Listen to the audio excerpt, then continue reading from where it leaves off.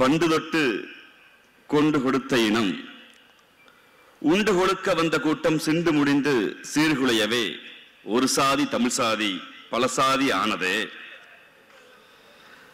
ஆண்டவன் படைப்பில் அனைவரும் சமமனில் அவன் மன்னிக்கணும்னு சொல்லி அவாள்னு சொல்லி தங்கச்சி கேட்டிருக்கீங்க. ஆனா நான் சொல்ல முடியாது.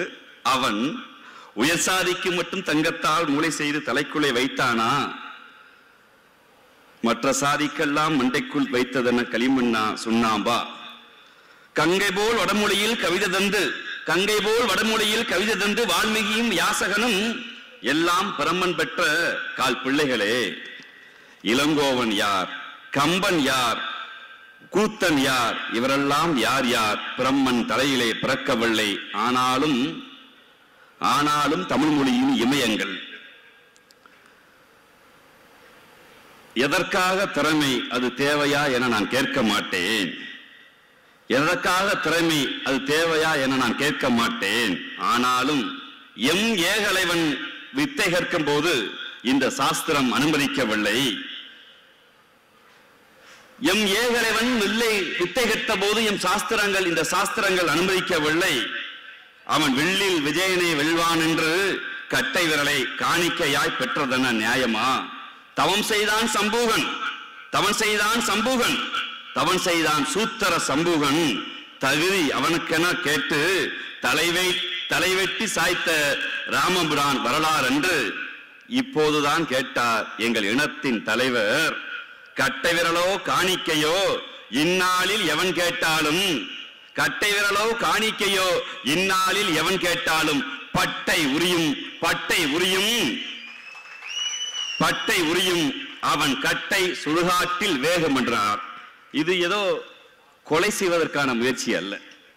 பண்ண பழகடா பச்சை படுகொலைகள் பண்ண பழகடா என்று பாவேந்தன் பாடினார். அப்படி என்றால் தமிழர்கள் எல்லாம் பச்சை படுகொலை பண்ண பழகுகள் அர்த்தம் அல்ல.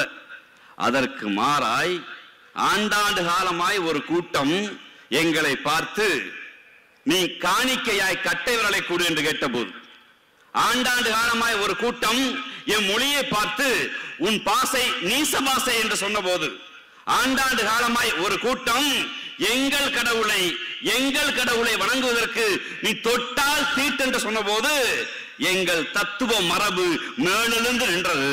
அந்த தத்துவ மரபு மேலெழுந்து நின்றதால் தான் எங்கள் தலைவர் கேட்டால் கட்டை விரலை காணிக்கையாய் கேட்டால் பட்டை உரியும் என்று ஆம் உரித்திருக்கிறோம். கடந்த கால வரலாற்றில் நாங்கள் பட்டை உரித்திருக்கிறோம். எந்த பட்டை உரித்திருக்கிறோம்? இனத்தில் ஆரியன் தான் உயர்ந்தவன் என்று சொன்ன போது இல்லை சக மனிதனாய் திராவிடனை மதி என்று பட்டை உரித்திருக்கிறோம்.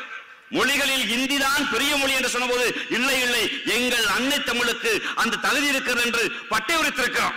இல்லை மாநிலங்களில் இருந்திருக்க போது இந்திய ஒன்றிய அரசு தான் பெரியது என்று சொன்ன போது தேசிய இன உணர்வு, தேசிய இன விடுதலை, தேசிய இன சுய நிர்ணய உரிமை என்று நாங்கள் பட்டை உரித்திருக்கிறோம்.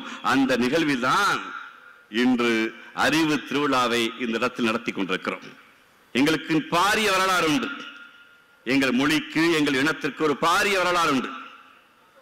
அன்பு கொண்டவர்களே, எழுத்தாளர் ஜெயகாந்தன் எழுதினார் சினிமாவிற்கு போன சித்தாள் என்று. அது ஏதோ நாவல் என்று கடந்து போக முடியவில்லை. தொடர்ச்சியாக சமூக ஊடகங்களில் பார்க்கிறேன், என் மகன் இறந்து விட்டான், ஆனாலும் என்னுடைய தலைவர் என்னுடைய நடிகரை பார்க்க போகிறேன், இன்னொரு பிள்ளையை பெற்றெடுக்கலாம் என்று. என் பிள்ளை அவசர சிகிச்சை பிரிவில் உள்ளே இருக்கிறார், ஆனாலும் நான் போய் என் தலைவர் நடிகரை பார்க்க போகிறேன், என் பிள்ளை இறந்தால் என்ன பரவாயில்லை, என் நடிகரை போல் என் தலைவரை போல் இருந்தார், அதனால் நான் கணவனை கட்டிக்கொண்டேன் என்று தற்குறிகள் இருக்கிற போது தம்பிகளை தத்துவ மரபு கொண்டு வளர்க்கிற எங்கள் துணை முதலமைச்சர், எங்கள் திராவிட தீரர், எங்கள் அண்ணன் உதயண்ணாவுடைய ஒருங்கிணைப்பில் நீங்கள் கட்டை விரலை கேட்டால் அமைதியாக திரும்பி போவதற்கு எங்கள் தாத்தன் சம்பூகனும் ஏகலைவனும் போய்விட்டார்கள்.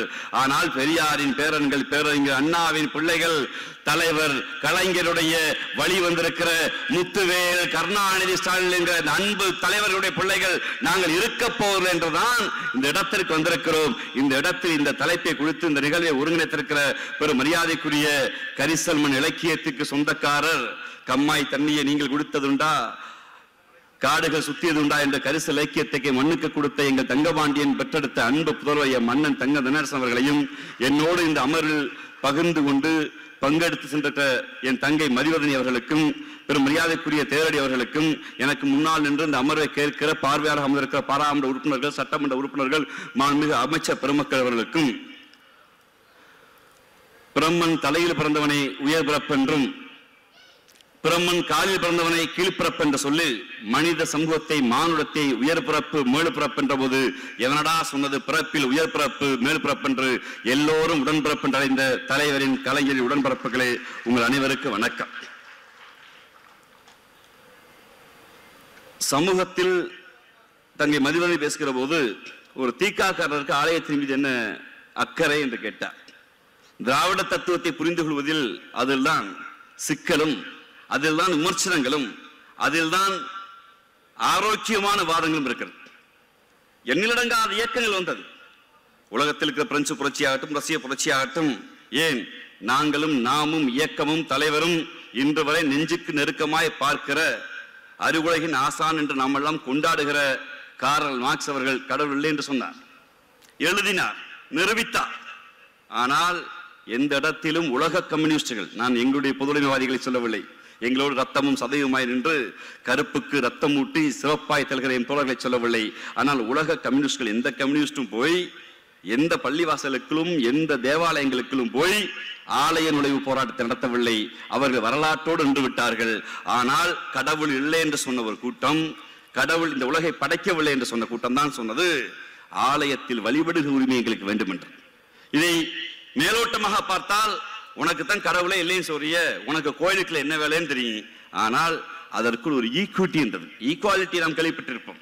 எல்லோருக்கும் சம உரிமை என்பது வேறு. ஆனால் சம வாய்ப்பை பேசுவதற்கு ஒரு இயக்கத்திற்கு தெம்பும் திராணியும் தேவைப்பட்டது.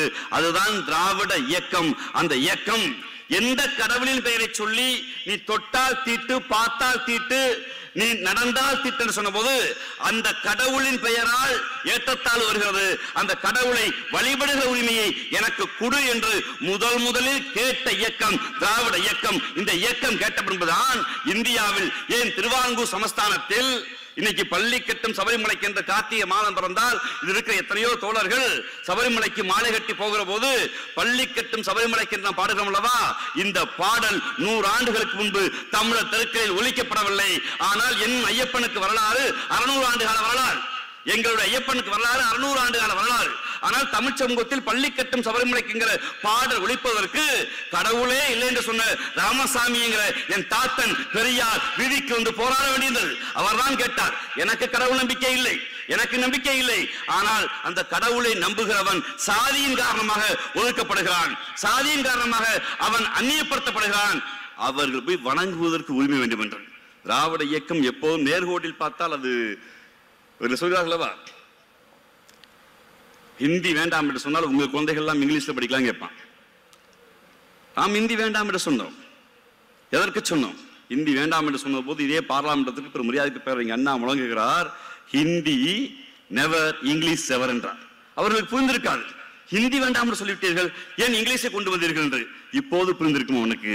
ஆகா, அன்னை மொழியான தாய்மொழியை இவர்கள் அரியணையில் வைத்துக் கொண்டு உலக தொடர்புக்கு ஆங்கிலத்தை கொண்டு வந்தார்கள் என்று எப்போதும் எங்கள் மொழி மீது எங்களுக்கு பற்றிருந்தது. இந்தி இந்த நாட்டுக்கு வந்த போது எந்த சாஸ்திரங்களை படித்தவனும் எந்த பண்டித்துகளும் இந்த ஊருக்குள் வந்து பக்தி இலக்கியம் எளியவர் யாரும் வீதிக்கு வரவில்லை. ஆனால் எங்கள் திராவிட இயக்க தோழர்கள் தான் கருப்பு சிவப்பை துண்டை தூக்கி கொண்டு இந்திக்கு தமிழ்நாட்டில் ஆதிக்கமா, எல்லோரும் வாருங்கள் நாட்டினரை, செந்தமிழுக்கு தென்மை வந்த வேணும், இந்த தேகம் வந்து லாபம் உண்டு, விண்டை மொழி எங்கள் மொழி, வீர தமிழ் மக்கள் ஆவி என்போம் என்று அந்த போராட்டத்தில் நாங்கள் நின்றோம். இது தமிழை புனிதப்படுத்துகிற வேலை அல்ல, தமிழை தாங்கி பிடிக்கிற வேலைதான ஒழிய புனிதப்படுத்தவில்லை. என்றால் ஒரு மொழி புனிதமாகிவிட முடியாது. ஆனால் அந்த தாய்மொழி உணர்வோடு உலக தொடர்புக்கு ஆங்கிலத்தை கொண்டு வர வேண்டும் என்கிற அந்த உயர்ந்த லட்சியம் திராவிட இயக்கத்துக்கு இருந்தது.